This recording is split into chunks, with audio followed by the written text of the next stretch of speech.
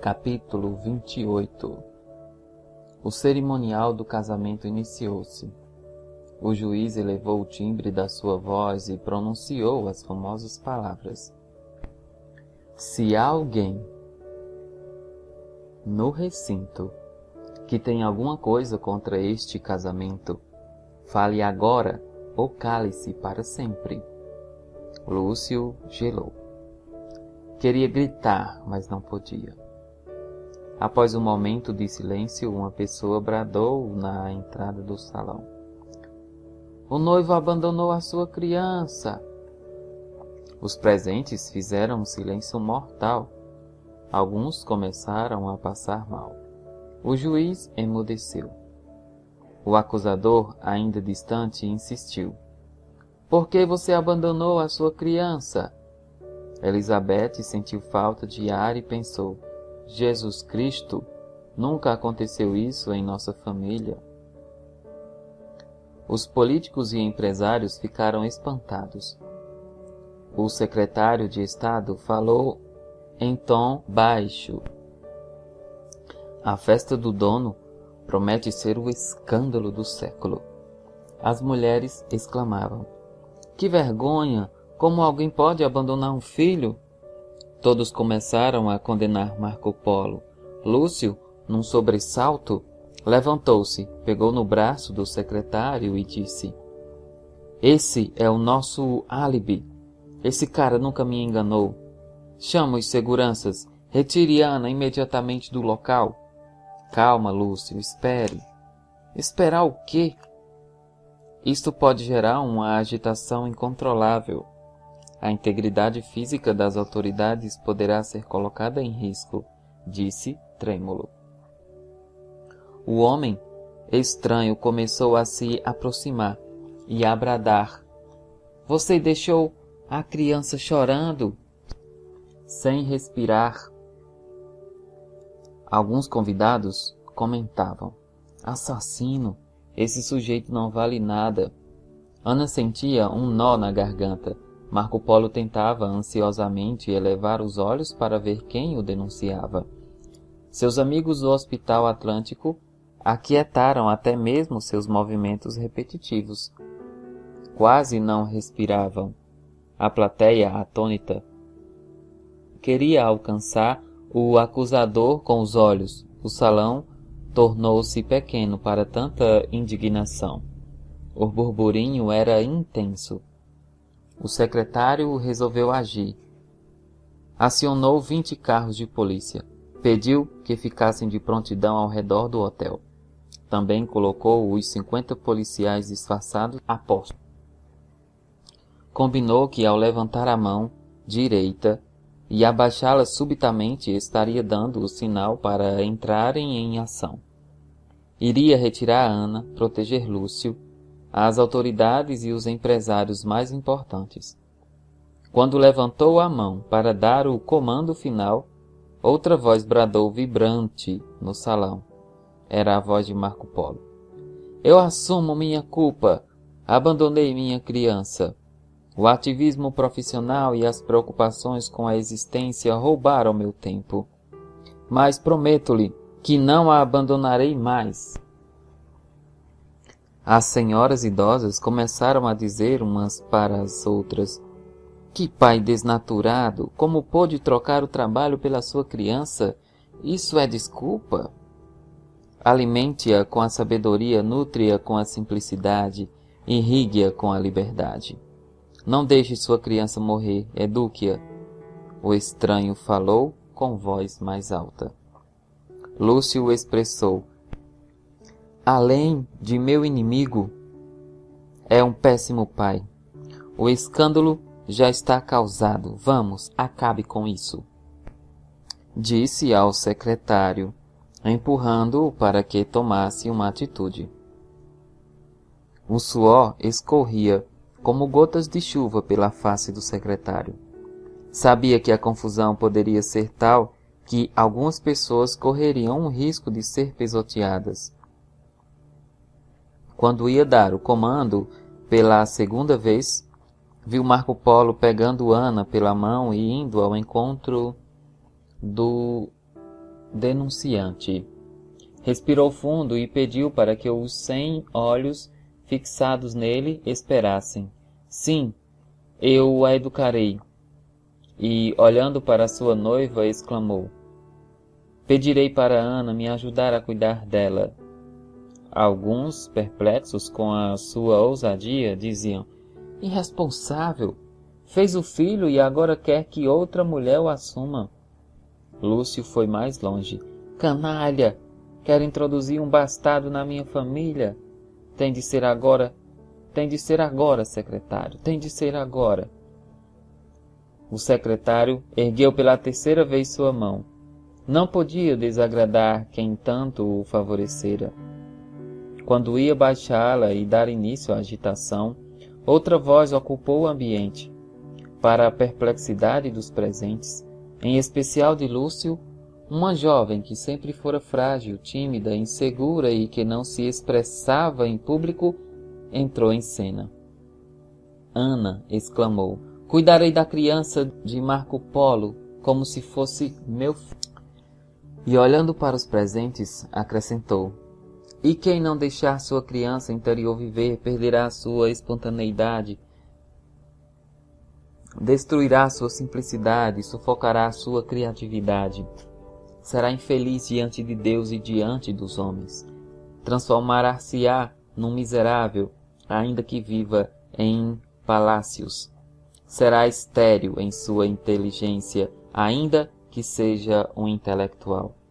Os deputados, os senadores, ministros, banqueiros, industriais e suas esposas quase tiveram um ataque de pânico coletivo. Ofegantes, passaram as mãos no rosto, coçaram as cabeças, entreolharam-se e ficaram profundamente abalados. O denunciante se aproximou.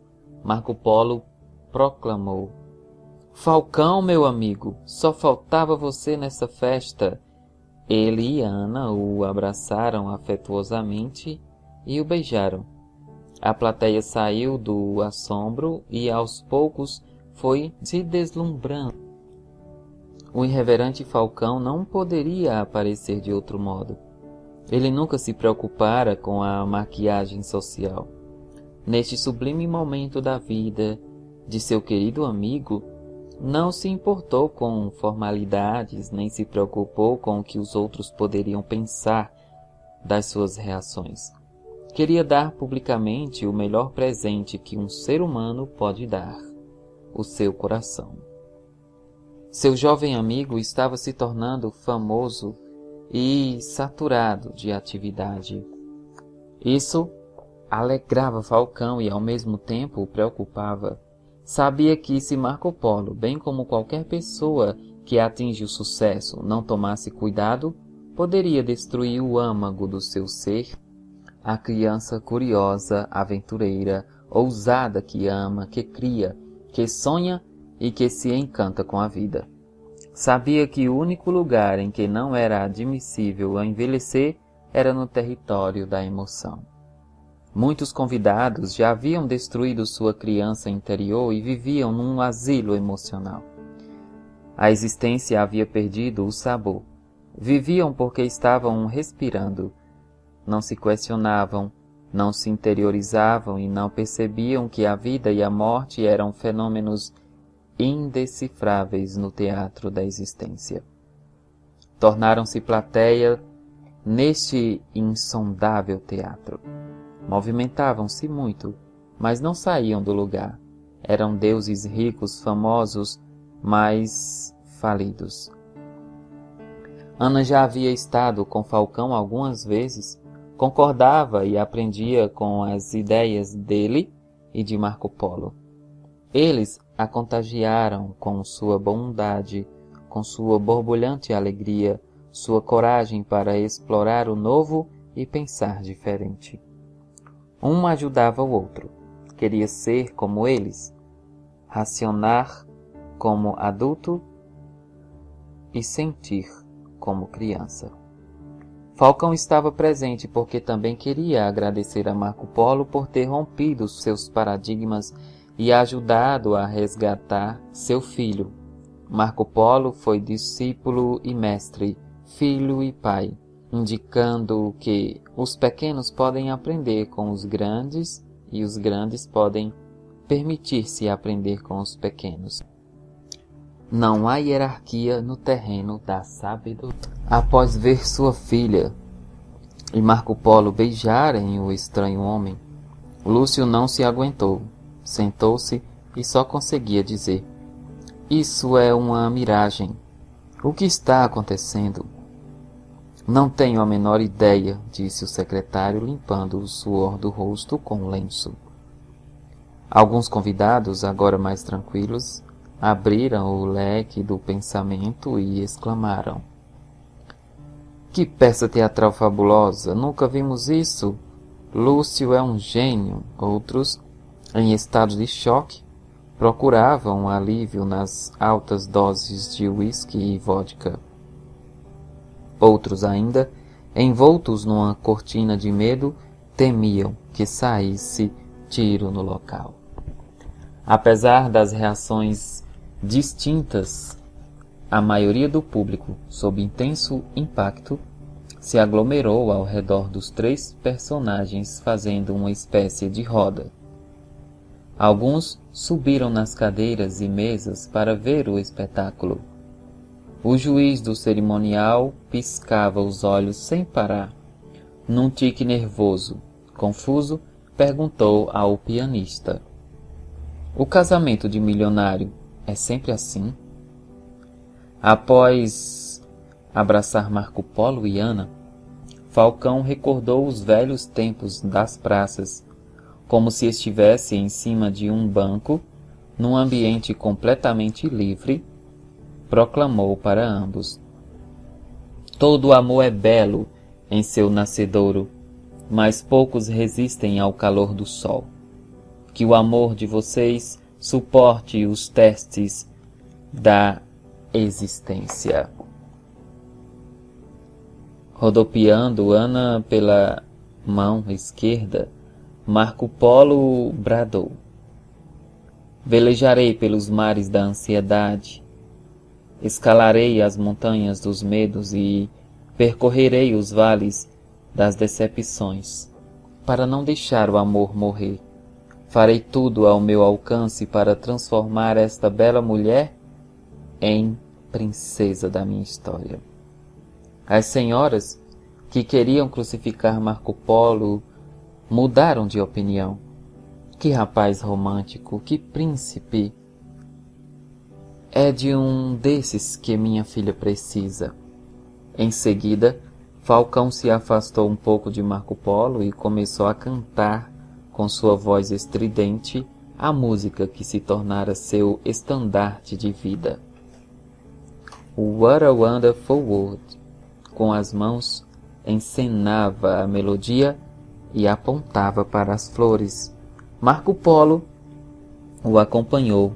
O piano e os violinos entraram em ação. Foi fenomenal.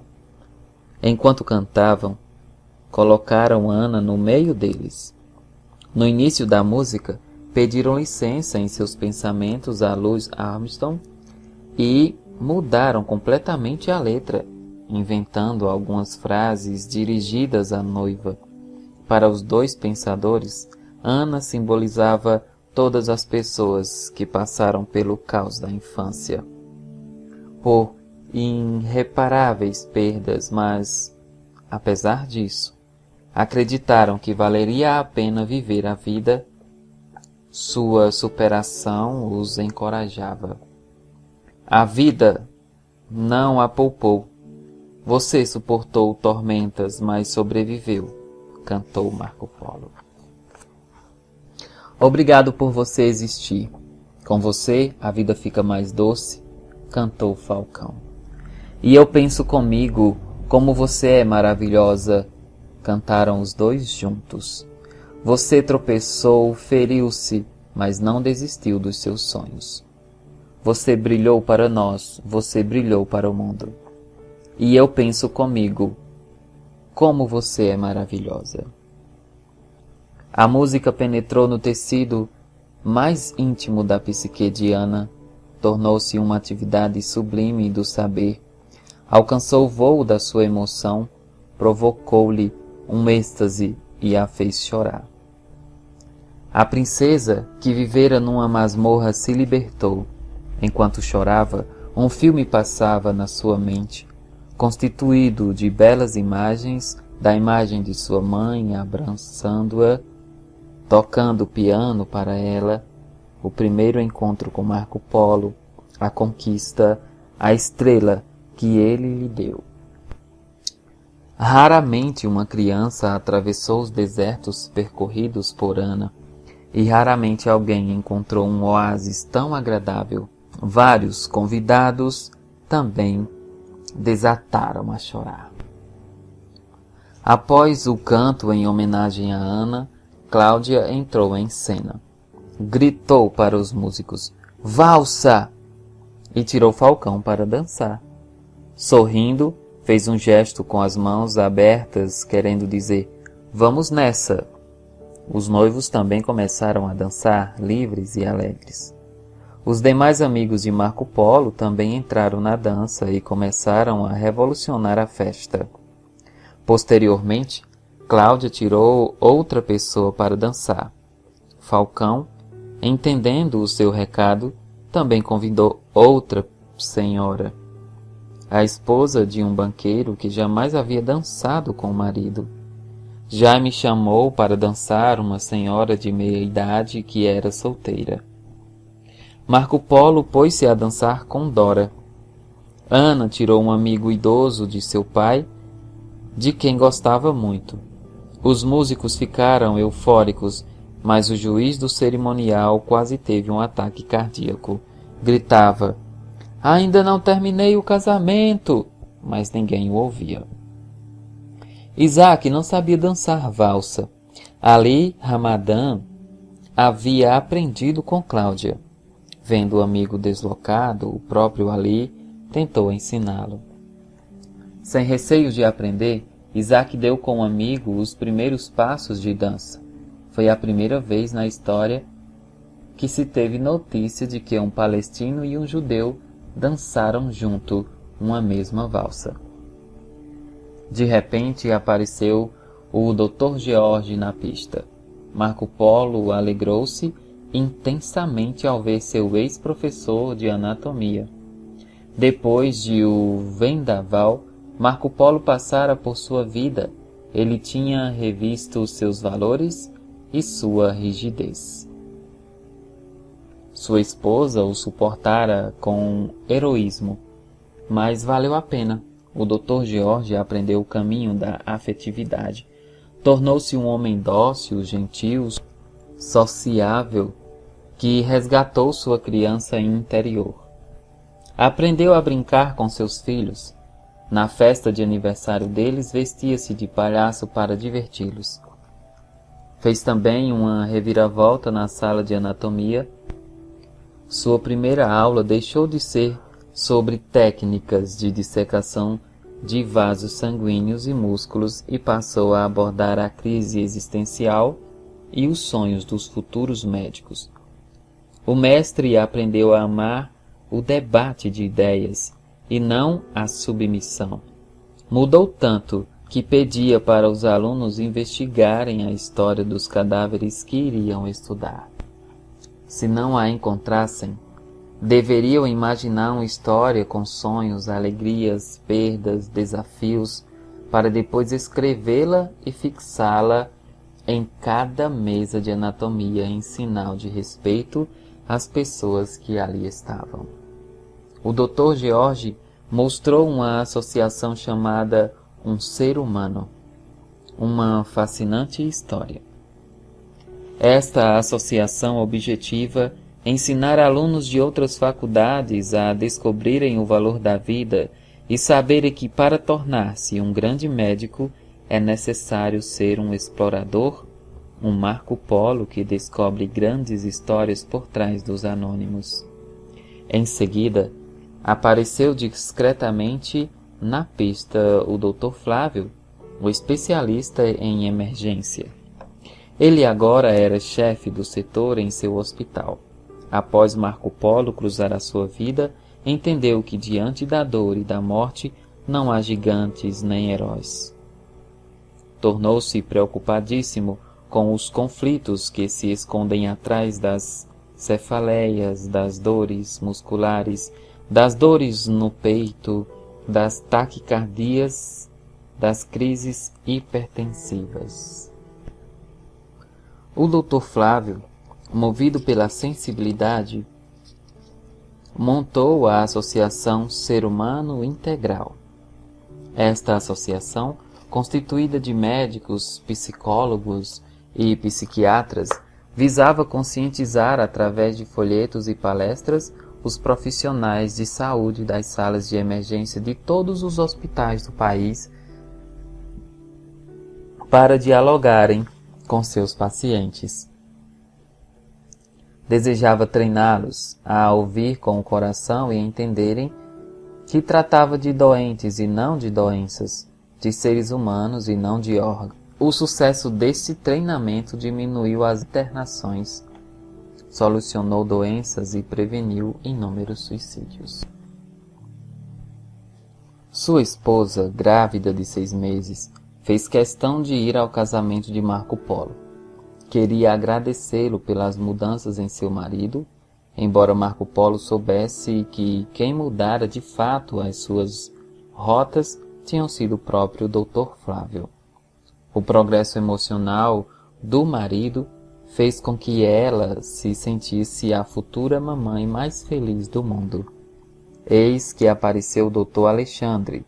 Quando Marco Polo o viu dançando com sua esposa, diminuiu o ritmo e o cumprimentou afetivamente.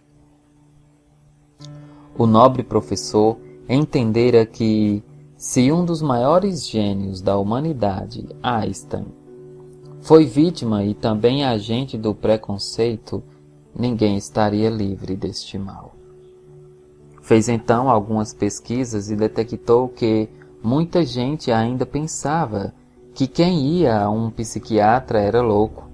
Com a ajuda de Marco Polo, montou uma associação denominada Preconceito Nunca Mais, para diminuir o estigma social dos pacientes psiquiátricos e para elevar a autoestima deles. Começou a mostrar que, no fundo, todo ser humano possui alguma doença psíquica e a doença do preconceito é a pior delas. Apareceu por trás do casal de noivos, de um jeito suave, quase imperceptível, um homem bem resolvido, sereno, equilibrado, sábio, um artista da psiquiatria. Era o Dr. Anthony. Ele e a esposa, com quem estava casado havia mais de 40 anos, dançavam como um casal de adolescentes. Os noivos pensaram: queremos envelhecer como eles, pois a maneira com que se olhavam revelavam que eles tinham transformado a fase de menor força muscular na fase de maior força da emoção e da cumplicidade do amor. Depois que Marco Polo debatera naquele famoso congresso sobre a ditadura da hipótese da serotonina, sobre o confronto entre a psiquiatria e a psicologia, e expulsar a sua complexa tese de que a psique humana coabita, coexiste e cointerfere com o cérebro, o Dr. Anthony e vários professoras ilustres de psiquiatria perderam noites de sono.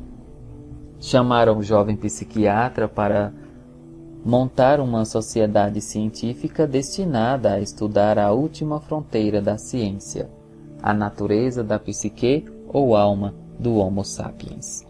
Marco Polo, o Dr. Anthony e seus amigos faziam reuniões de mais alto nível acadêmico. Participar delas era como uma carícia na inteligência. Além disso, começaram a debater a possibilidade de a psiquiatria se tornar uma especialidade da psicologia e não apenas da medicina. De repente, Saiu do lado esquerdo da multidão uma pessoa apressada. Pedia licença com insistência. Caminhava eufórico em direção à pista de dança. Era o Dr. Mário. Ao vê-lo, Marco Polo parou de dançar. Abraçou prolongadamente ele e sua esposa. O Dr. Mário, numa atitude inusitada, beijou-lhe o rosto. Em seguida, o diretor do Hospital Atlântico tomou sua esposa nos braços e no centro da pista começou a mostrar seus dotes. Quando conheceu Marco Polo, ele estava no 3º casamento e em via de separação, mas depois que o furacão Marco Polo passou pela sua história, as muralhas ruíram. Saiu do seu trono, deixou de ser um psiquiatra em casa, humanizou-se, tornou-se um cavalheiro. Seus 3 filhos, gerados nos 2 primeiros casamentos, estavam fazendo psicoterapia. O Dr. Mário era especialista em criticá-los, apontar seus erros e ser um manual de regras, mas após beber da fonte da espontaneidade e se tornar um dançarino na vida, começou a abraçá-los, beijá-los, cativá-los e ouvi-los. Aprendeu a pedir desculpas, reconhecer suas falhas e ter coragem de dizer que os amava. Seus filhos ficaram simplesmente perplexos com ele. Descobriram, afinal, que tinham um pai psiquiatra e não um psiquiatra pai. Rapidamente evoluíram no tratamento. Deixaram, assim, de ser futuros hóspedes de um hospital psiquiátrico.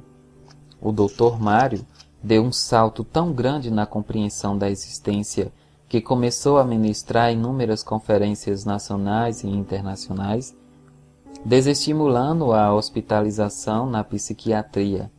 Entendeu que a internação psiquiátrica causava rombos no inconsciente. Nos casos em que ela seria inevitável, os hospitais deveriam envolver os pacientes com dança, teatro, artes plásticas, levando-a a sentirem-se úteis. Contou com a ajuda de Dora e de outros psiquiatras. Cláudia era uma das mais ativas. Isaac tornou-se o maior patrocinador desse projeto. Isaac e Ali Ramadan também se tornaram sonhadores. Tinham longas conversas com Marco Polo para saber o que poderiam fazer para ajudar o povo palestino e o judeu a superarem seus conflitos. Gemiam emocionalmente a cada ataque terrorista dos palestinos e a cada retaliação de Israel. Choravam não mais por suas doenças, mas pelos seus povos. O hospital em que estávamos internados era um ambiente menos sofrível e perturbador do que alguns terrenos do Oriente Médio pensavam. Sob a orientação de Marco Polo, entenderam que, infelizmente, a violência da Palestina matava fisicamente alguns e emocionalmente milhões. Não haviam vencedores nesse conflito, todos eram vítimas. Acreditavam que, se palestinos e judeus se convencessem de que não eram 2 raças ou 2 culturas em conflito, mas seres humanos da mesma espécie, com necessidades psíquicas semelhantes, grande parte das resistências e desconfianças mútuas seria debelada. Os 3 amigos batalhariam pela conscientização e propagação dessa ideia.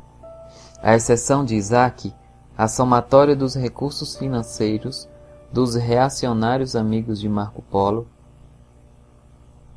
que montaram programas para ajudar a sociedade, era irrisório. O saldo era quase negativo. Alguns tinham carros financiados, outros casas penhoradas e ainda outros dívidas nos bancos.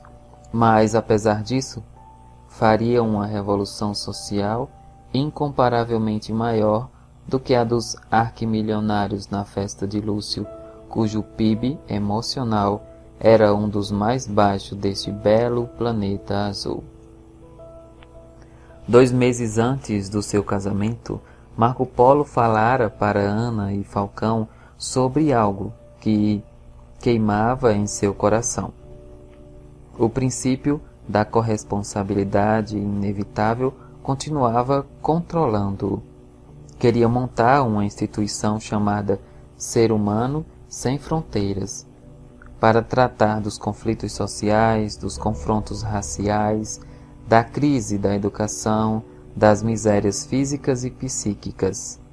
Além disso, queria fazer um movimento mundial para pressionar as indústrias farmacêuticas de medicamentos psicoterápicos a investir parte de seus lucros na prevenção de doenças psíquicas. Sofreria graves consequências por essa ousadia. Marco Polo achava que a solução para os grandes conflitos humanos passava pela juventude e não pelos adultos. Todavia, entristecia-se em saber o que o capitalismo selvagem estava fazendo com o ser humano, em especial com as crianças de todas as sociedades modernas. Afligia-se ao tomar conhecimento de que na Inglaterra 78% das crianças a partir de 10 anos tinham como passatempo predileto ir às compras. Era o que demonstrava o Conselho Nacional do Consumo do país. Elas cresciam com uma ansiedade e insatisfação crônicas, porque não aprendiam a libertar sua criatividade e extrair prazer dos pequenos estímulos do ambiente. Na grande maioria dos países, a situação dos jovens era semelhante. Falcão e Marco Polo perturbavam-se com a fome física e emocional do terceiro milênio. A cada 5 segundos, morria uma criança de fome no mundo, e a cada segundo assassinava-se a infância de uma criança pelo consumismo. Poucos se importavam contra esses 2 gravíssimos crimes contra a humanidade. Os 2 amigos rebeldes lutariam com todas as suas forças, até sua última gota de sangue, para que milhões de jovens de todas as raças, de todas as religiões, de todas as culturas, deixassem de ser servos de um sistema social que entorpece a mente, rouba-lhe a identidade e os transforma em meros clientes. Queriam que eles se engajassem no projeto Ser Humano Sem Fronteiras, se apaixonassem pela humanidade, criassem projetos mundiais para transformá-la. Para eles, os jovens deveriam atuar no palco da vida como atores principais e não morrer na plateia, subjugados por uma vida individualista, ilusória, autodestrutiva, dependente, encarcerada pela rotina e amordaçada pelos padrões doentios de beleza. Marco Polo tinha falhas, precipitações, momentos de ansiedade, mas conviver com ele era um convite para andar em solos nunca antes percorrido. Faria da sua história uma grande odisseia, tão excitante como a de Marco Polo no século XIII. Iria envolver-se em grandiosas confusões, abalaria alguns pilares da sociedade, sofreria perseguições implacáveis, mas não mudaria seu jeito de ser, nem mesmo deixaria de abraçar árvores e falar com as flores. O relacionamento com Ana arrebatou ainda mais sua coragem. Jamais se viu um casal tão louco por aventuras. O tumulto na festa do seu casamento era um reflexo da vida que teriam. A desordem era tão grande que havia risco de o casamento não se realizar. Marco Polo alegrou-se em ver seus amigos reunidos sem receio da vida. Aprendera com todos eles, para delírio de Lúcio Fernandes. Não apenas os amigos de Marco Polo quebraram o protocolo. Alguns casais, incluindo empresários, deputados, senadores e até um ministro, deixaram de ser espectadores e entraram na pista de dança. A maioria das autoridades, dos empresários e das celebridades, no entanto, ficou irritadíssima com Lúcio, pois tinha ido fazer contato político e social. Mas encontraram um bando de lunáticos. Amarraram a cara, curtiram o velho mau humor. Havia outros psiquiatras presentes. Alguns achavam que estava havendo um delírio coletivo. Outros se soltaram, não fizeram exigências para relaxar, deram oportunidade ao prazer. Lúcio começou a ter crises histéricas. Esfregava as mãos repetidamente no rosto, rangia os dentes, seus lábios tremiam. Tornou-se um sério candidato ao Hospital Atlântico. Olhou para o secretário, seu guardião, e repetiu: Rapte minha filha, leve-a embora deste local, ou vai haver um segundo suicídio na família. Você está maluco, Lúcio? $500.000 pelo serviço, disse sem titubear. Quanto? O secretário vacilou. Nisso, um casal o atropelou enquanto dançava. O assunto ficou momentaneamente truncado. Nunca mais houve um episódio chocante como aquele. O juiz do cerimonial de meia-idade já fizera o casamento de muitas pessoas, mas por insegurança nunca se casara. Durante o conturbado casamento, ainda não concretizado, pensou perplexo: é melhor não se arriscar. Foi um evento irreverente de uma jovem que se encantou com um vendedor de sonhos que contagiou pessoas mutiladas que constituíram suas vidas e que, apesar de todas as suas limitações, aprenderam a dançar a valsa da vida com a mente livre, sem medo de ser o que são e sem medo do amanhã. Não foi um final feliz, foi uma vírgula feliz, pois esta história, assim como a vida, não tem um ponto final, é um eterno recomeço. A felicidade teria de continuar a ser reconstruída, pois ainda chorariam, atravessariam perdas, desafios, ansiedades e incompreensões. A certa altura, Marco Polo, Falcão, Ana e Dr. Mário, Dr. Anthony e outros amigos fizeram uma roda no meio do salão e começaram a girar com emoção. Giraram, giraram e giraram. Enquanto giravam, observavam atentamente o rosto dos espectadores e percebiam que, para a maioria das pessoas, a sociedade moderna se tornava cada vez mais um grande hospital psiquiátrico ou uma sociedade de mendigos que não abandonaram seus lares, mas abandonaram a si mesmos. De pessoas que às vezes têm mesa farta, mas mendigam o pão do prazer, da tranquilidade e da sabedoria.